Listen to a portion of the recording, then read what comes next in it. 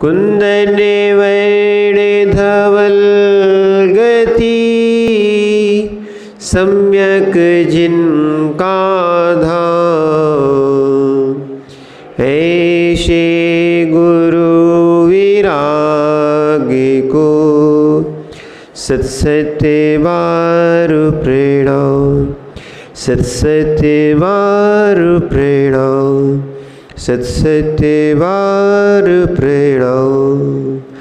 जय बोलिए अनंतानंद सिद्ध परमेष्ठी भगवान की, देवाय देव एक जड़शी आदिनाथ भगवान की, देवाय देव एक जड़शी चिंतामणि पार्श्वनाथ भगवान की, परम पूज्य आचार्य भगवान कुंद कुंद स्वामी की, परम पूज्य आचार्य भगवान समंतबद्ध स्वामी की, परम पूज्य गणाचार्य गुरु और विराग सागर जी महाराज जी की।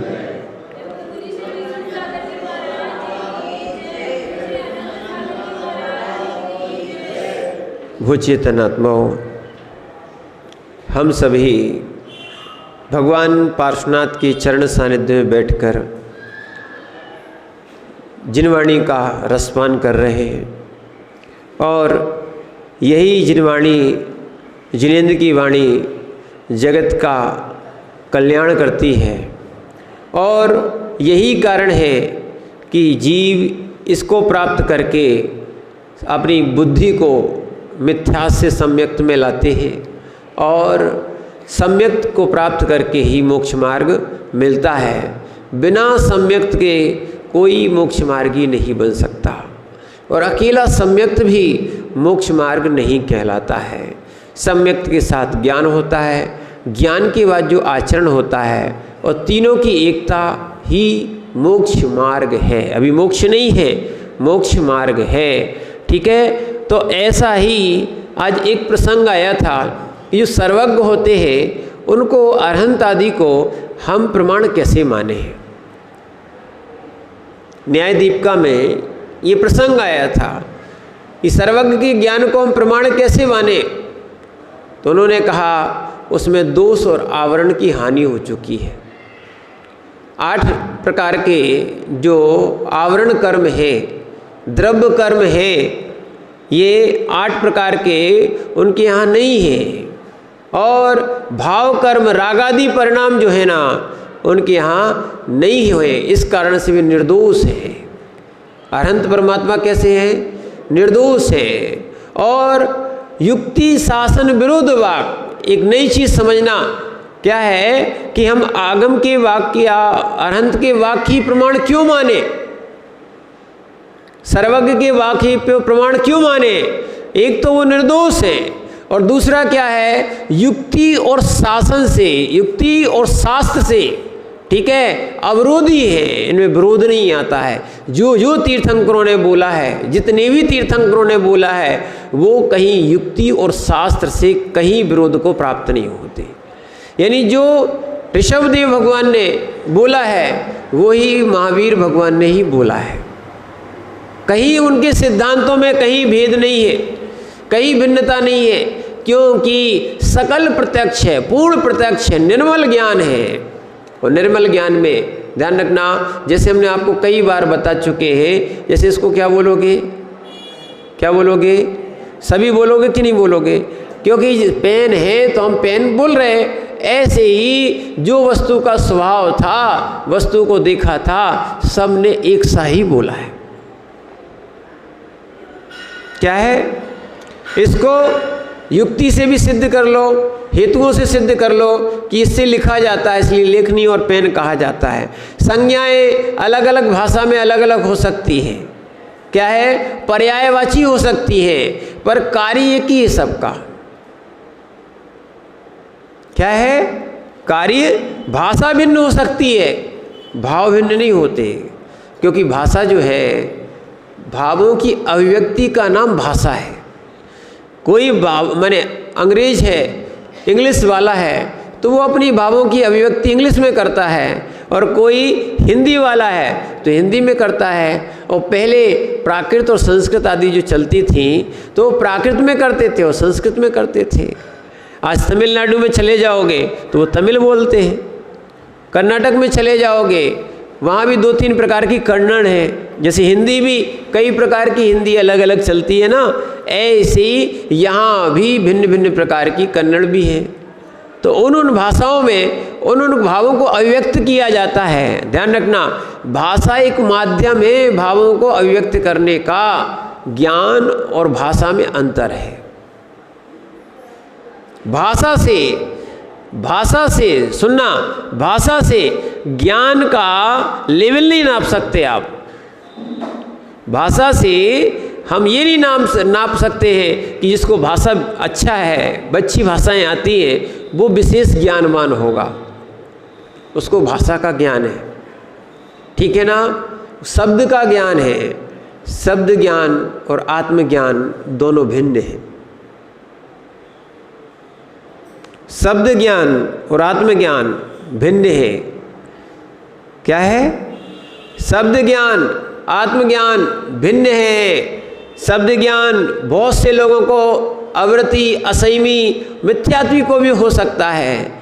आत्मज्ञान वास्तविकता में सम्यक दर्शन वाले को ही होगा। क्या है? आत्मज्ञान किसको होगा? सम्यक श्रद्धा वाले को ही होगा। जिसको श्रद्धा नहीं है उनके पास शब्द ज्ञान है, और जिनके पास आत्मज्ञान है वो श्रद्धा सहित ज्ञान है। ठीक है ना।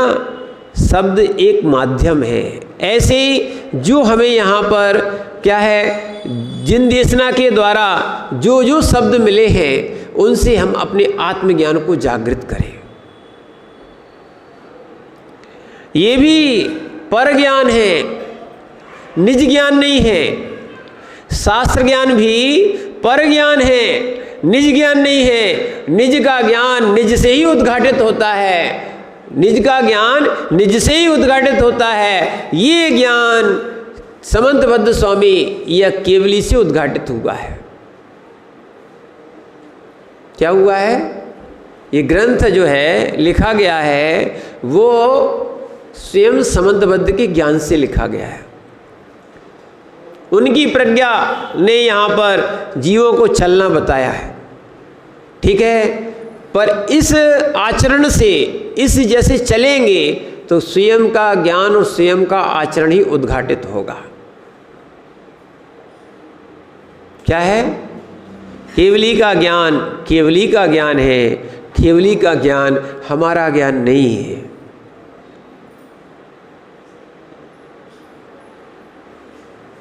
केवली का ज्ञान केवली का ज्ञान है। केवली का ज्ञान निज का ज्ञान नहीं है। क्या है? इसको अभी समझना बहुत आवश्यक है। परमात्मा परमात्मा परमात्मा पर आत्मा इति परमात्मा।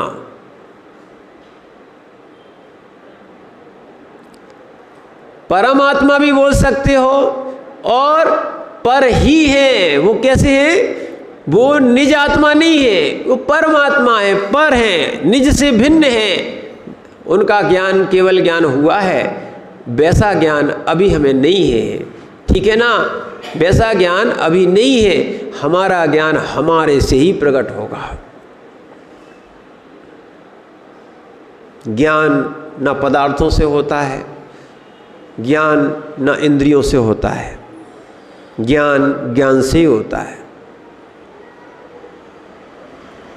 ज्ञान किससे होता है?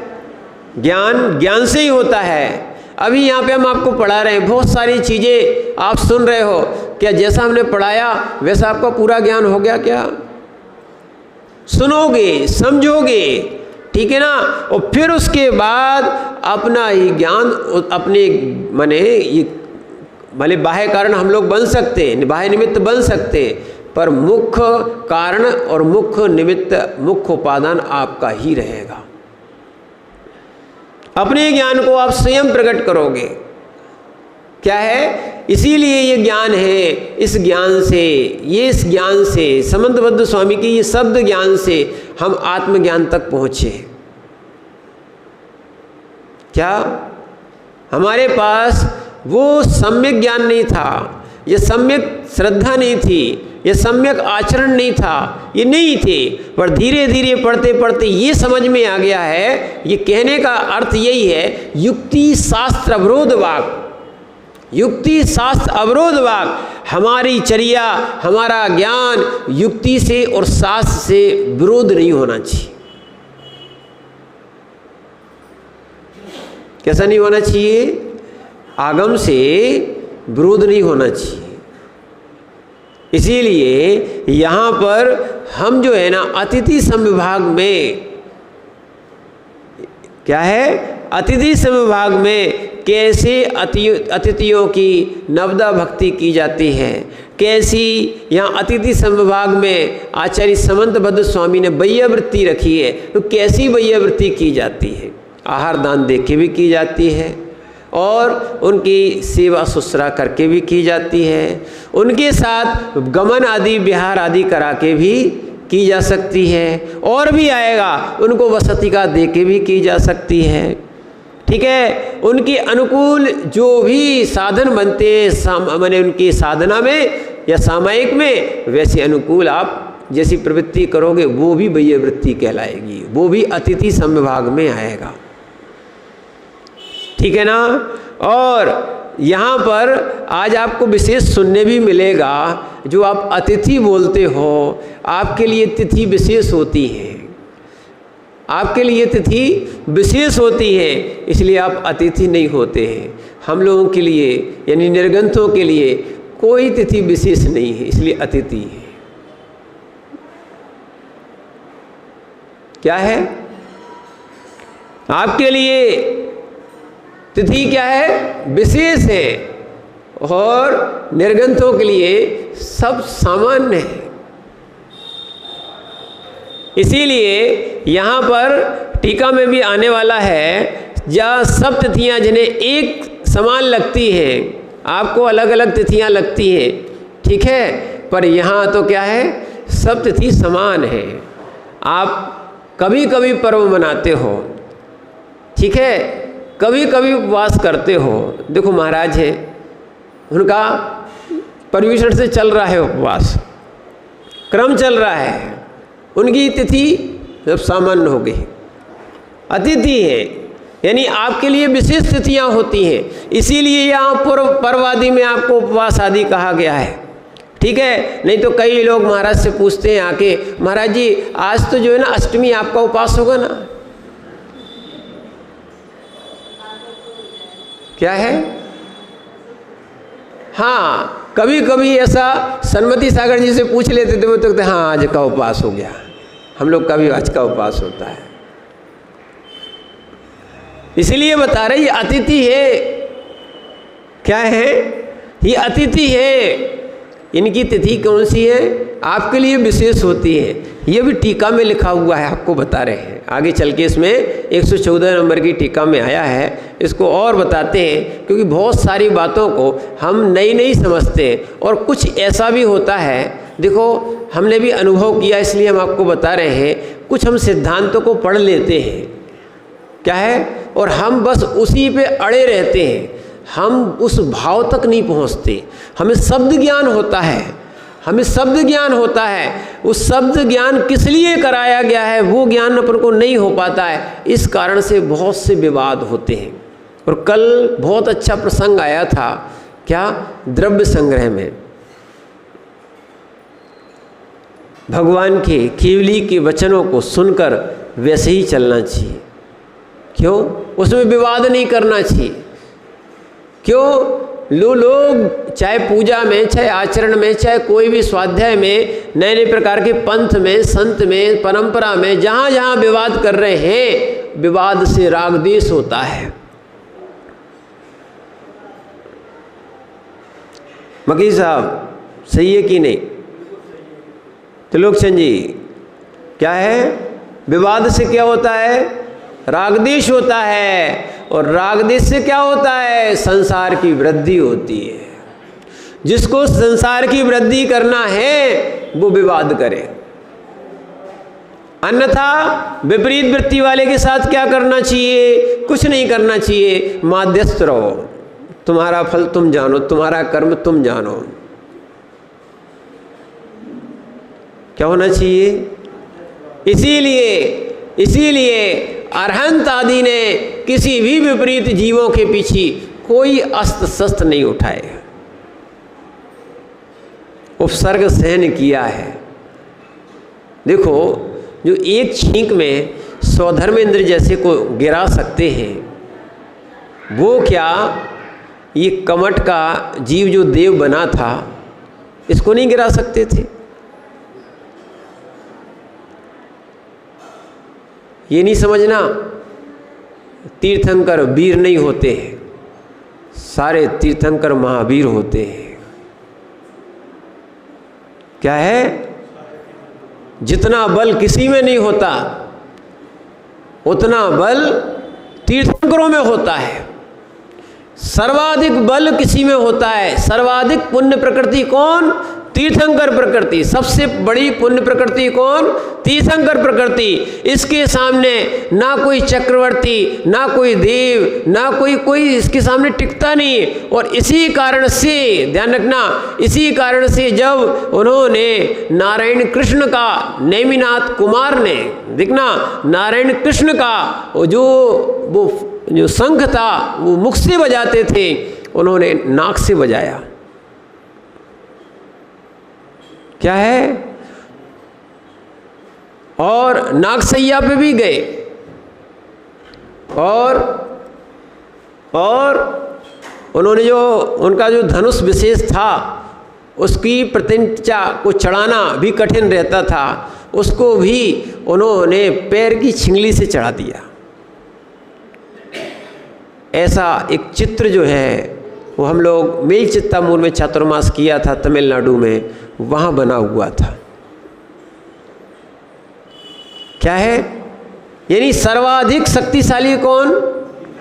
तीर्थंकर। ऐसी शक्ति मिलती है, फिर भी सर्वाधिक शक्तिशाली होते हुए भी वो विवाद नहीं करते हैं, वो विवाद नहीं करते हैं, प्रतिकार भी नहीं कर रहे। चाहे उन देव को एक श्वास में नीचे गिरा सकते, नहीं गिराया। क्यों? अब समझो आप बात को। क्यों? इस विवाद से राग द्वेष होगा, राग द्वेष से संसार बढ़ेगा, उनको इसी भाव में संसार क्षय करना है। अब अपन को सोचना है, क्या है? अपन को इसी भाव में या कितने भाव अपन को और बढ़ाना है? इसीलिए जो तीर्थंकर ने कहा है उसमें कोई विवाद नहीं करना। क्या है? इसीलिए यहाँ पर आचार्य महाराज कह रहे हैं दान करना है। क्या है? वैयवृत्ति करना है, जिससे कि हम भी ऐसे निर्गंत बन सकें। जो दान करेगा, वैयवृत्ति करेगा, आगे चल के वो भी निर्गंत बनेगा, और निर्गंत ही अरहंत बनते हैं। क्या है? निर्गंत ही अरहंत बनते हैं। ठीक है? और ग्रस्थों को भी भले आपके लिए प्रथमा आदि एक देश संयम की बात कही गई है, वास्तविकता में आपको आना तो यही पड़ेगा। बिना मुनि बने कल्याण हो ही नहीं सकता। क्या है? बिना मुनि बने कल्याण हो ही नहीं सकता। मार्ग एक ही है, एक ही था, एक ही रहेगा। हाँ, आप पुण्य कैसे कमा सकते हो? आप एक देश मोक्ष मार्ग, परंपरा से मोक्ष मार्ग कैसे कर सकते हो? कई लोग परंपरा से मोक्ष मार्ग नहीं मानते। सम्यक दृष्टि जी परंपरा से मोक्ष मार्गी है। क्या है? रत्नात्रय की सेवा करने वाले ऐसे एक देश सेवी भी परंपरा से मोक्ष मार्गी हैं, ऐसा आगम का उल्लेख है। क्या है? और रत्नात्रय साक्षात मोक्ष मार्ग है। क्या है? रत्नात्रय साक्षात मोक्ष मार्ग है। इसीलिए ऐसे साक्षात मोक्ष मार्गी रत्नात्रयधारियों के लिए आप आहार देते हो। न नवदा भक्ति न पुण्य प्रतिपत्तिर, तो यहाँ पर सप्तगुण समाहितेन ने सबसे पहले दाता के 7 गुण बताए थे। सबसे पहले कौन सा था? श्रद्धा, संतोष, भक्ति, विज्ञान, निर्लोभता, क्षमा और सत्व। ये दाता के अंदर 7 गुण होना चाहिए। और शुद्धि ने क्या दिया है? शुद्धि ने यानी कुल संबंधी, आचार संबंधी, आचरण संबंधी, शरीर संबंधी ये शुद्धि है। कुल की शुद्धि होना चाहिए। दुष्कुल वाला आहार नहीं दे सकता। कुल में कलंक लग जाए, ऐसा कोई कार्य हो गया है तो वो भी आहार देने का, देखो यहीं पर आया है। क्या है? शुद्धि ने, इस शुद्धि में ही यहाँ समावित किया गया है। तो यहाँ पर कुल संबंधी समझना, तो यहाँ क्या है? ये कुल संबंधी कहा है। कुल शुद्धि, कौन सी शुद्धि? आहार दाता में कुल शुद्धि होना चाहिए। अगर कुल शुद्धि नहीं है, इसीलिए कहते हैं संस्कार में, संबंधों में शुद्धि रखना चाहिए, और कुल की भी शुद्धि रखना चाहिए, वंश की भी शुद्धि रखना चाहिए, अन्यथा फिर वो संस्कार नहीं आ पाते। एक तो कर्मजन्य होते हैं और दूसरे कुलजन्य भी होते हैं। क्या होते हैं? कुलजन्य भी होते हैं। और दूसरा दिया है आचरण संबंधी। कुछ लोग कुल से तो शुद्ध होते हैं पर आचरण से शुद्ध नहीं होते। क्या है? जो व्यक्ति, इसीलिए आचसी जनेऊ पहनाते हैं, कम से कम मध्य मास मधु का त्याग और 5 उदंबर फल का त्याग। क्या मालूम आचरण शुद्ध नहीं है और ऐसे जीव आहार देने आ गए। क्या है? जो मध्य मास मधु का सेवन करते हैं और 5 उदंबर फल का सेवन करते हैं, ऐसे जीव आहार देने आए। समझना? तो इसीलिए ये वास्तविकता में आहार देने के पात्र नहीं है, क्योंकि इनका आचरण शुद्ध नहीं है। क्या है? अब क्या हो गया? संख्या बढ़ गई ना, तो सबसे पहले क्या देखने लगे? जहाँ बहुमत होता है वहाँ सरकार चलती है। जहाँ पहले तो सरकार तक का ये नियम था, अब क्या है? जहाँ बहुमत होता है वहाँ लोग धर्म चलाने लगे। क्या है? और पक्की बात, कभी भी कहीं भी किसी देश में किसी काल में क्या है? बहुमत सबसे कम अच्छे आचरण वालों का मिलेगा। अच्छे आदमी बहुत कम मिलेंगे, इनका बहुमत नहीं मिल पाएगा। और बुरे आदमियों का भी बहुमत में रहेंगे वो लोग, तो बहुसंख्या भी होगी। समझना आप बात को। इसीलिए जैसे हीरा है, सोना है, इनकी दुकानें बहुत कम होती हैं। और सब्जी भाजी की दुकानें देख लो तो, पान की दुकानें देख लो तो, ठीक है, अरे शराब की दुकानें भी देख लो तो। आज सरकार टैक्स ज़्यादा ले रही है, खुलवाने के लिए बोल रही है, तो खूब जगह जगह गली गली मोहल्ले मोहल्ले हो गई। पर सोने चांदी और हीरे जवाहरात की दुकानें बिरली ही होती हैं। क्या होती है? ऐसी ध्यान रखना, गुणवान व्यक्ति बिरले ही होते हैं, इनका बहुमत नहीं देखा जाता है। क्या है? इसीलिए हाँ, बात माननी जाती है पर आचरण शुद्ध होना चाहिए। अब कई लोग भीड़ देखते हैं, भीड़, पर भीड़ में ये देखो आचरण शुद्धि है कि नहीं। मूल बात यही है। क्या है? इसीलिए क्या है, पहले पहले जो महाराज अभी रहे, विमल सागर जी महाराज, सरमती सागर जी महाराज, अभी वर्धमान सागर जी महाराज, ये उनसे ही आहार लेते थे और लेते हैं जो शूद्र जल का त्यागी होगा, कुल शुद्धि होगी। आज भी बिरले लोग मिलेंगे उनके पास आहार देने वाले।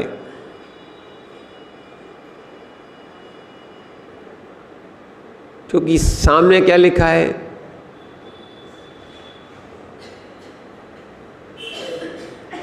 क्या है, इसीलिए कुल शुद्धि दी। और फिर उसके बाद तीसरा, लोग कहते हैं 16 कहाँ लिखा है, ये बताओ।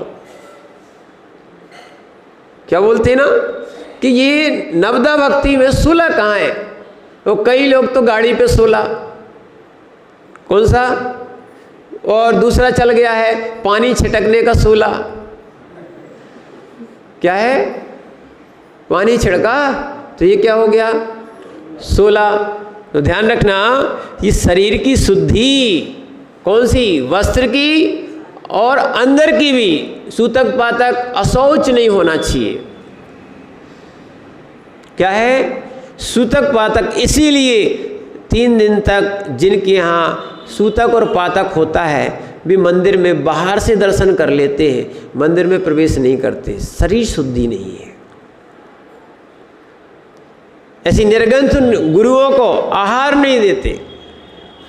क्या है, अगर कोई अनुष्ठान कर रहे हैं, इस पे भी थोड़ा सा हम लोगों ने चर्चाएं की, महाराज से बैठे, पंडित जी से भी बैठे, अभी संवेद शिखर में इसमें हम लोगों ने विशेष बैठ के चर्चा की कि जो व्यक्ति जो है ना, अब अगर घर में रहता है और अगर कोई धागा आगा बांध लेता है तो उसका घर त्याग हो जाता है। कैसा, ये समझ में नहीं आ रहा, बात क्या है।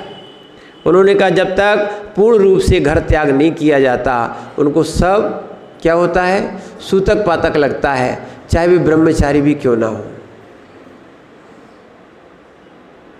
क्योंकि घर का त्याग नहीं हुआ है। तो फिर क्या करना चाहिए, फिर उनके लिए एक विधि अलग से दी, विधान अलग से दिया। क्या दिया है, हाँ, वो लोग कोई ना कोई अनुष्ठान करें प्रतिदिन, जब तक उनका वो नियम है उतने दिन तक वो एक ना एक अनुष्ठान करें। और अनुष्ठान जब करते हैं तब उन जीवों का सकलीकरण कर दिया जाता है। क्या किया जाता है, सकलीकरण किया जाता है। और सकलीकरण करते समय, आप अभी नहीं समझते इन बातों को, अच्छे समझना, जब सकलीकरण किया जाता है तो उन मनुष्यों को देवों का आरोप किया जाता है, वो देव बन जाते उस समय। क्या बन जाते हैं, ये कोई नाटक नहीं चलता है। कई लोगों की धारणा है कि हाँ स्वधर्मेंद्र बना दिया। क्या स्वधर्मेंद्र है क्या, ये माता पिता हैं क्या, या और भी है क्या, ठीक है ना। तो ऐसे लोग जो उपवास करते हैं तो ठीक है, क्या जन्म से तुम क्या माता पिता बन के आए थे क्या, तुमने भी तो संबंध उपचार से स्वीकार किया है, और ये भी तो एक उपचार है। कौन किसके साथ आया था, फिर पुत्र, किसी को पुत्र मान लेना, किसी को पत्नी मान लेना, किसी को बहन मान लेना, किसी को और संबंधी मान लेना, ये सब उपचार ही तो चल रहा है, व्यवहार है, उपचार है, सत्यार्थ है ही कहाँ। सत्यार्थ को स्वीकार कर ही रहे, कहाँ रहे हो आप, है ना। आप अकेला अवतरे मरे अकेला हो, या इस जीव को साथी सगा, आपको सबरे सगे सगे हैं। अब बताओ, सत्यार्थ मान रहे उसको, है कहाँ सत्यार्थ, सब उपचार चल रहा है। इसलिए ध्यान रखना, जो अंग माने आपका क्या किया गया है, सकलीकरण किया गया है। सकलीकरण में इंद्र प्रतिष्ठा हो जाती है। क्या होती है वो, अगर ऐसा उपचार नहीं मानते हो तो फिर ये तो फिर क्या है, आप भगवान भी नहीं मानोगे इनको। जो कहते हैं उपचार पूज्य नहीं है, तो जो व्यवहार है ये सब, तो ये भगवान भी तो व्यवहार में हो गए। जो व्यवहार को नहीं मानते फिर वो भगवान की प्रतिमाएं क्यों रखते, क्यों पंचकर्णा कर रहे, अलग से प्रतिष्ठाएं करवा रहे, रखवा रहे, फिर क्यों अलग अलग मंदिर, ये तो व्यवहार हो गया, निश्चय हुआ कहाँ। निश्चय तो आत्मा की लीनता है। क्या हो गई, निश्चय आत्मा की लीनता हो गई, इसीलिए उपचार भी पूज्य होता है। और उनको जब सकलीकरण किया जाता है, गोत्र परिवर्तन हो जाता है। क्या हो जाता है? जैसे कन्या का, बेटी का विवाह होने के बाद गोत्र परिवर्तन हो गया, अब उसको घर का सूतक समाप्त और दूसरे घर में जिसमें गई है उसका सूतक प्रारंभ, सूतक पातक हुआ कि नहीं? तो बेटी तुम्हारे घर में जन्मी थी, अब सूतक कहीं का पालन कर रही है। समझ रहे? यहाँ तक भी कहा है, इसलिए कह रहे हैं ना, जो इंद्र प्रतिष्ठा नहीं मानते इसलिए कहा। क्यों? बहुत सारे लोग, एक और ध्यान रखना, जैसे किसी बच्चे को गोद लेते हैं, जिसका बच्चा रहता है दूसरे के यहाँ गोद जाता है, ध्यान रखना। अब उस बच्चे के लिए जिसके घर गया है, लिखा पढ़ी हो गई, पक्का हो गया या मुक्का वचन हो गया है, उसने भी मान लिया, उनके माता पिता ने भी दे दिया, पक्का मान लिया है, बस जहाँ रहेगा वहाँ का सूतक पालन करेगा। ऐसी इंद्र प्रतिष्ठा होने के बाद ये सब व्यवहार उपचार है, वो प्रतिदिन एक ना एक विधान करेगा, फिर उसके लिए सूतक पातक नहीं लगेगा और अपने घर का वो कोई अन्न पान का उपयोग भी नहीं करेगा। ये व्यवस्थाएं हैं। तो इसीलिए जब शरीर की शुद्धि होगी, ठीक है ना, अशुद्धि में आहार नहीं देना चाहिए, नहीं तो कुभोग भूमि में जाते हैं। क्या है? नहीं तो अशुद्ध आहार भी नहीं लेना चाहिए और अशुद्ध वस्त्रों से, शरीर की शुद्धि से, क्या है, शरीर की अशुद्धि से आहार नहीं देना चाहिए। ठीक है ना? तो कुल संबंधी शुद्धि, आचार संबंधी शुद्धि और शरीर संबंधी शुद्धि, ऐसी 3 प्रकार की शुद्धियां हैं। ठीक है ना? और जिनका योग ऐसा बन गया है कि अब क्या कर सकते हैं, तो इसीलिए अपने पहले बच्चों से कहो कि बेटा ऐसा अगर गृहस्थी रहना है तो ऐसा विवाह करना जिससे हम निर्गंथों को पड़गा सकें, आप भी आहार दे सको। क्योंकि और कोई अभी आने वाला है, क्योंकि पड़गाहन का या नवदा भक्ति का फल क्या है वो आगे बताया जाने वाला है। तो इसीलिए उसको समझना कि ये अपन कम से कम निर्गंथ नहीं बन सके तो अपना जीवन निर्गंथों की सेवा में ही जाए। क्या ऐसा सौभाग्य जगाना चाहिए कि हमें मनुष्य भाव मिला था निर्गंथ बनने के लिए।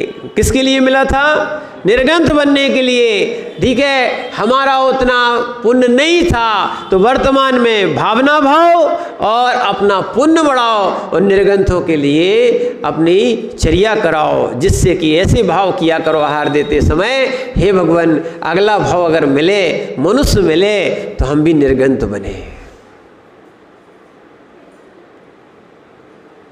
क्या है? क्या है? ऐसे परिणाम जागृत हो। और हम लोग भी समझते हैं, क्या है कि लोग कहते हैं तुरंत दीक्षा हो जाती, तुरंत लोग निकल जाते हैं, अभी छोटे। अरे ध्यान रखना, वैराग बिरले जीवों को आता है, वैराग पुण्यात्मा जीवों को आता है। वैराग जो है ना, वैराग बहुत विशेष पुण्यात्मा जीव को ही आता है। ठीक है ना? और संसार के पद को प्राप्त कर लेना ये कोई वैराग्य नहीं है। संसार की बड़ी सी बड़ी विभूति प्राप्त कर लेना ये पुण्य मान सकते हैं, पर उससे भी बड़ा पुण्यात्मा कौन है? जो निर्गंथ बनता है। क्या है? थोड़े से पैसे अगर हो गए, थोड़ा सा सम्मान हो गया, थोड़ा सा पद आदि मिल गया, थोड़ी सी अच्छी आपकी ग्रेड माने पोस्टें मिल गई, वर्तमान में आप बहुत बड़ा मानने लगते हो। ध्यान रखना, उससे आपके ज्ञान से सम्मान होता है, पर निर्गंथता से पूज्यता आती है, जगत पूज्य बन जाते हैं।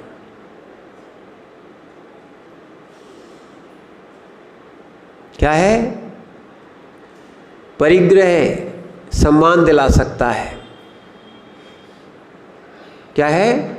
धन परिग्रह सम्मान दिला सकता है, पर ग्रंथ यानी सम्मान दिला सकता है, पर ध्यान रखना निर्गंथ बना जगत पूज्य बना देता है। और अपना सौभाग्य है ऐसे जगत पूज्य अपने घर में पधारे हैं। क्या? ऐसे जगत पूज्य क्या है? परमेष्ठी, साधु परमेष्ठी या उपाध्याय आचार्य परमेष्ठी हमारे नगर में और घर में पधारे हैं। और फिर भी जो व्यक्ति इनके लिए दान नहीं कर पाए, इनकी सेवा नहीं कर पाए, इनकी वैयावृत्ति नहीं कर पाए, उससे बड़ा हीन पुण्यात्मा कोई दूसरा नहीं है। दया आती है कि बेचारे जो है ना निर्गंथ होते हुए भी उनके भाव जागृत नहीं हो रहे हैं। क्या है? विचार करना, अन्यथा जिस दिन इस वस्तु की कीमत समझ में आएगी, जैसे बहुत से लोग हीरे को नहीं जानते हैं और उनको हीरा मिल भी जाए तो उसको क्या समझेंगे? या तो कांच का वो है या स्फटिक का टुकड़ा मानते, बस इतना ही मानेंगे। क्या है?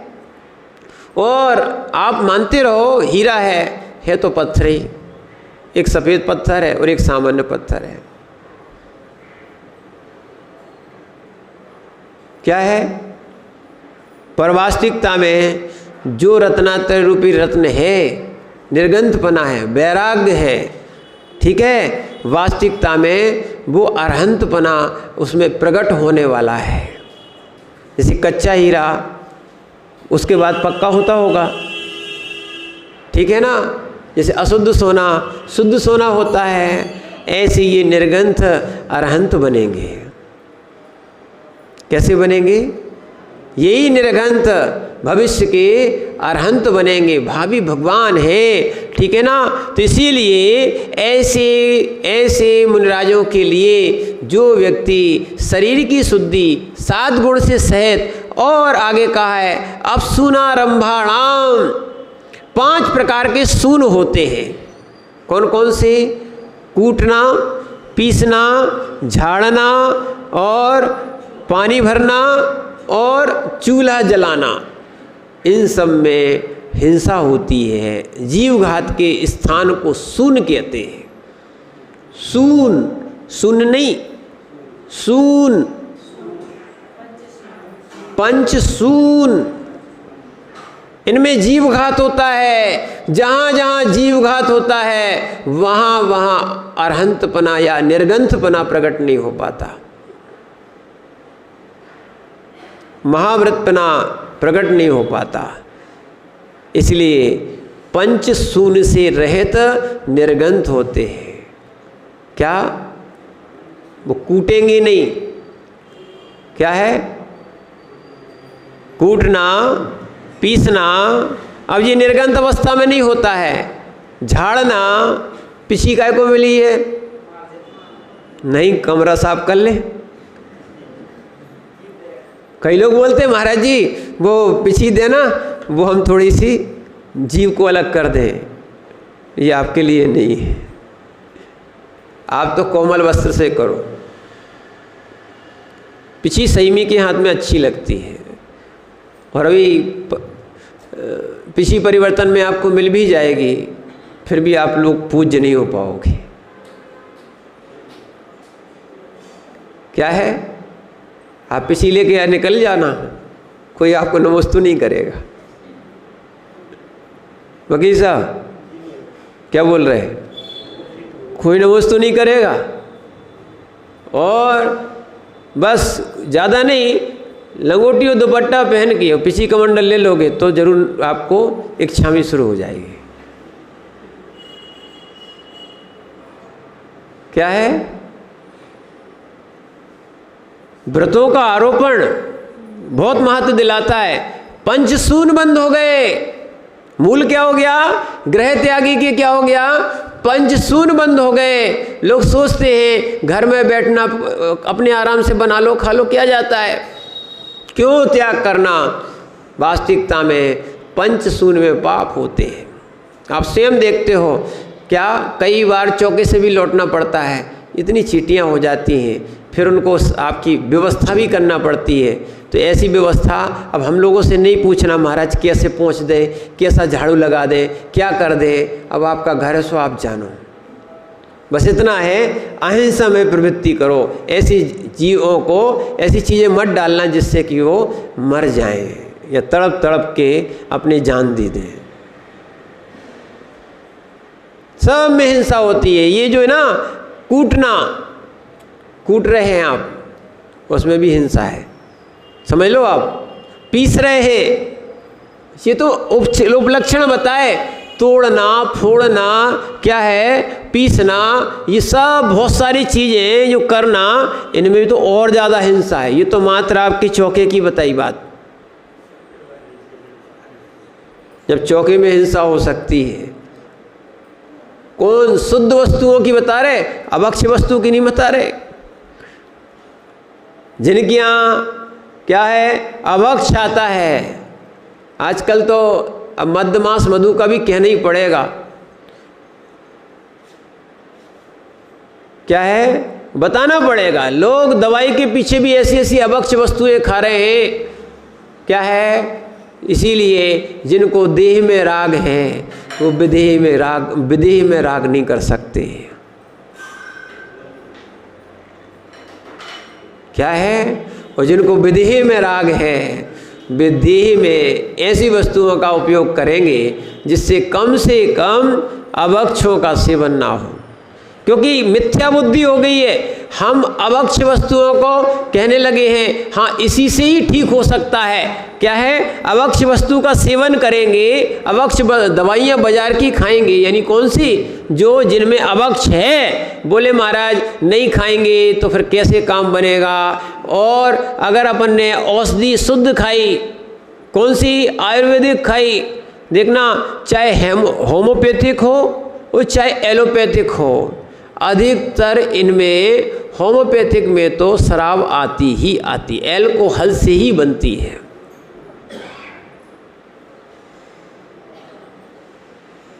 क्या, थोड़ा समझना। वो कुरवा भील अच्छा था जिसने कौवे का मांस नहीं खाया, पर अपन अहिंसक कहलाते हैं, मछली के तेल के कैप्सूल खा रहे हैं। क्या है, मयूर मेडिकल, आपका हम मेडिकल बंद नहीं करवा रहे हैं। क्या है, पर जितने, आप ही बताओ, जितने कैप्सूल आते, खड़े हो जाओ, जितने भी कैप्सूल आते हैं ये भक्ष्य की अभक्ष्य।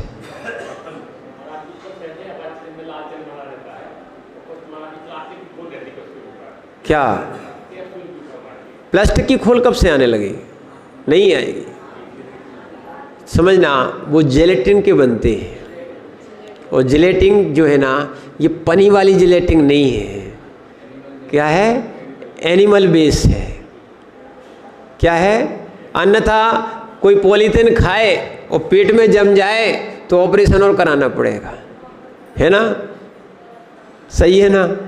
ठीक है, बैठ जाओ। जेलेटिन के बनते हैं।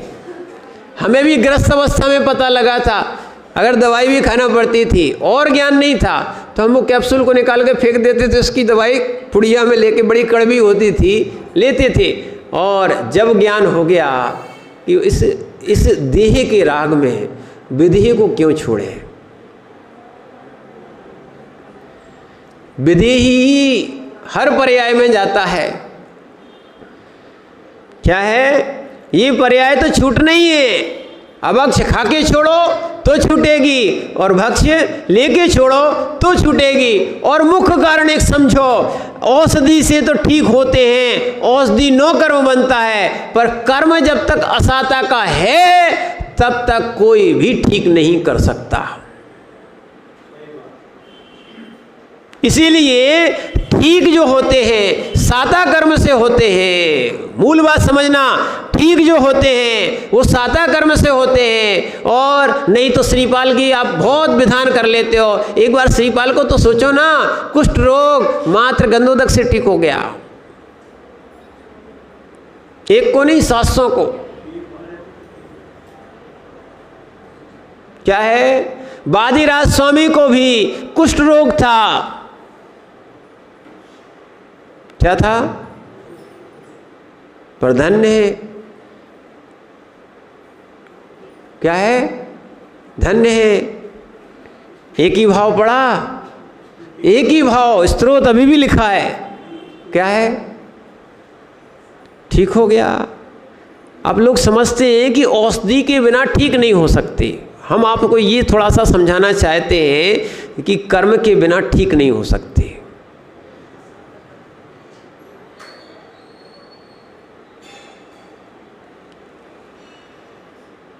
जैन मेडिकल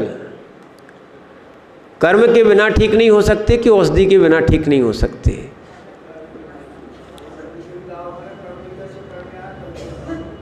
ये ज्योतिषी भी है। बताओ, दो बातें नहीं चलती अभी। क्या है? आप दोनों तरफ नहीं बोलो। पहले जो है ना, आपको दो विकल्प दिए गए हैं, आप उसमें से एक को सही करना और एक को गलत करना है। कर्म ठीक करता है कि औषधि ठीक करता है? ठीक है। क्या ये मिलीजुली सरकार बनाना है कि पूरी सरकार बनाना है? नहीं चल रही है। अभी जिस काल में तुम बैठे हो मिलीजुली सरकार है ही नहीं, एक मत वाली सरकार है। जब ही तो निर्णय हो पा रहे, नहीं तो हो कैसे पाते?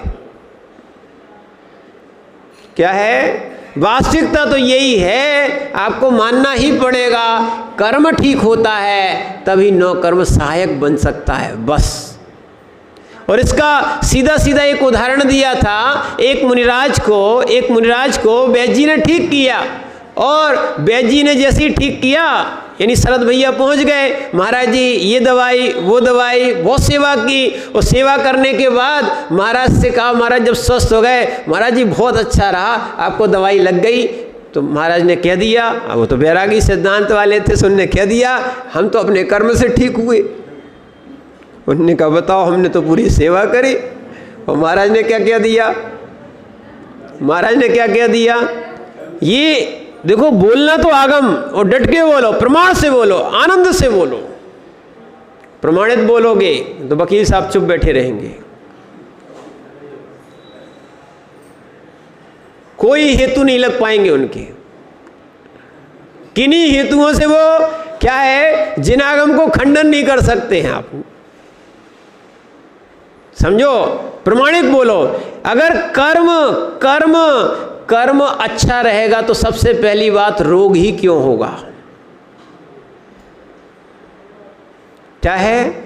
अभी तो हम ये सामान्य रोगों की बात कर रहे हैं। वास्तविकता तो एक मुनिराज, नाम याद आ रहा? एक मुनिराज को कुष्ठ रोग था। नहीं, ये तो अलग हो गया। चक्रवर्ती थे वो। किनको? हाँ, सनत कुमार चक्रवर्ती को 100 साल, कितने? 100 साल कुष्ठ रोग हुआ। एक आध साल नहीं, कितने? 100 साल कुष्ठ रोग हुआ। धन्य है वो मुनिराज, उस कुष्ठ रोग में भी वो अपनी निर्मल साधना कर रहे थे। और जैसे ही वो साधना कर रहे थे तो क्या हुआ, उनकी साधना से प्रभावित देव भी हो गए। उन्होंने कहा धन्य है ऐसे सनत कुमार मुनिराज को देखो, जो 100 साल से कुष्ठ रोग के रोग को सहन कर रहे हैं। एक देव को समझ में नहीं आई कि सही है कि गलत।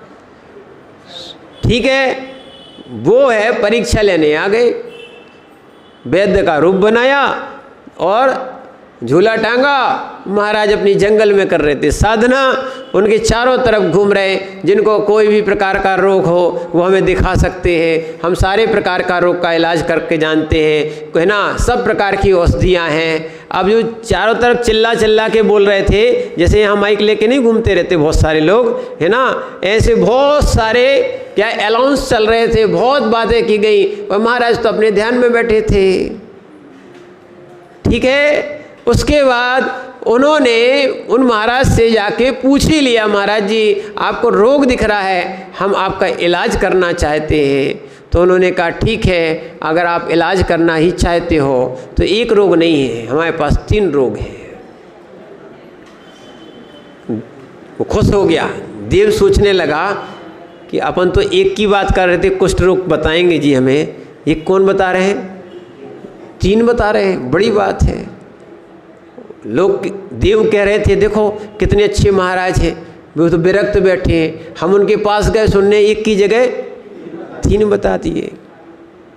ठीक है, उन्होंने कहा महाराज 3 क्या, बहुत सारे रोग भी होंगे तो ठीक कर देंगे, जितने रोग होंगे उतने सब ठीक कर देंगे, इतनी हमारे पास ज्ञान और कला है।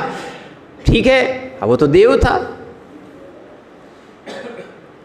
पहुंचे इसलिए था कि हम अपनी उनकी परीक्षा लें। वो परीक्षा होती है, और परीक्षा में जैसे ही उनको बताया गया तो उन्होंने कहा महाराज आप बताएं कौन से रोग हैं? तो बोले हाँ, एक जन्म का है, एक जरा का है, एक मृत्यु का है, ये मिटा दो तो आप हमारे लिए बहुत अच्छे वैद्य कहलाओगे।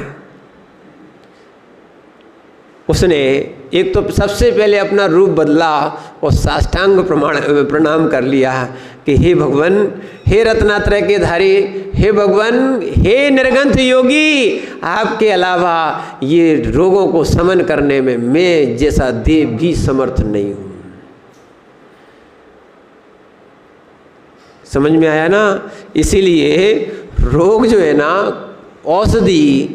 औषधि इतना हो सकता है कि आपकी रोग को समन करने में एक कौन सा कारण बन सकता है? 9 कर्म बन सकता है, पर कर्म तो मूल रूप से जब ठीक नहीं होगा 9 कर्म भी सहायक नहीं होता। इसीलिए आपको बहुत अच्छी दवा मिल जाएगी आज। एक दवा एक जीन को ठीक कर देती है, पर एक दवा, उसी दवा को दूसरा व्यक्ति लेता है, ठीक नहीं होता है। कारण क्या होता है? ना डॉक्टर खराब है, ना दवा खराब है, ना मेडिकल वाले खराब हैं, ना शरद भैया खराब हैं। ठीक है ना? क्या है? ये कोई खराब नहीं है, कर्म अपना खराब है। क्या है? जब तक कर्म ठीक नहीं होगा तब तक रोग ठीक होने वाला नहीं है। इसीलिए यहाँ पर बता रहे हैं 5 प्रकार के सून। समय हो गया है। कितने? 5 प्रकार के सून जब तक मिटेंगे नहीं तब तक ध्यान रखना आप निर्गंथ नहीं बन सकते हो। ऐसे जो 5 प्रकार के सून से रहित हो, 5 प्रकार के पापों से रहित हो, ऐसे महाव्रतियों के लिए या अणुव्रतियों के लिए या उपचार महाव्रतियों के लिए आपको आहार देने का अवसर मिलता है। अपने आप को धन्य समझना कि आपका धन, आपका अन्न जो एक सुपात्र के दान में गया। किसमें गया? देखना, चावल तो बहुत सारे होते कि नहीं होते? कुछ चिड़ियों को चढ़ाने में भी, खिलाने में भी चले जाते हैं, कुछ मैंने पैरों में गिर के खराब हो जाते हैं। अभी मंदिर की बता रहे हैं आपको। कुछ चावल ऐसे होते हैं सब थोड़ी मंदिर आ पाते हैं, कुछ भोजन आदि में निकल जाते हैं, कुछ जानवर आदि उसको खा जाते हैं, कई उसी में जानवर हो जाते हैं या उसी में जीव हो जाते हैं, वही नष्ट कर डालते हैं। बहुत बिरले जो चावल हैं वो निकल के कहाँ आते हैं? मंदिर में आते हैं। देखना, मंदिर में भी आते हैं तो सारे चावल जो है ना वो ठोने पे थोड़ी चढ़ाए जाते हैं। क्या है? सारे चावल जो है ना ठोने पे थोड़ी चलाए जाते हैं। क्या करते हैं? खूब विधान कर लो, खूब अर्घ चढ़ा लो, पर ठोने पे तो थोड़े से चावल या थोड़ी सी लौंगे जो होती हैं वो ही चढ़ती हैं। चढ़ती ना? ऐसे ही जैसे वो जो ठोने वाले चावल हैं या ठोने वाली जो लौंगे हैं वो इतनी महत्व की हो जाती हैं कि पूजन के अंत में जब विसर्जन किया जाता है तो उनका गंधोदक टाइप का लेके भी लोग लगाते ना। सब चावलों का लगाते क्या?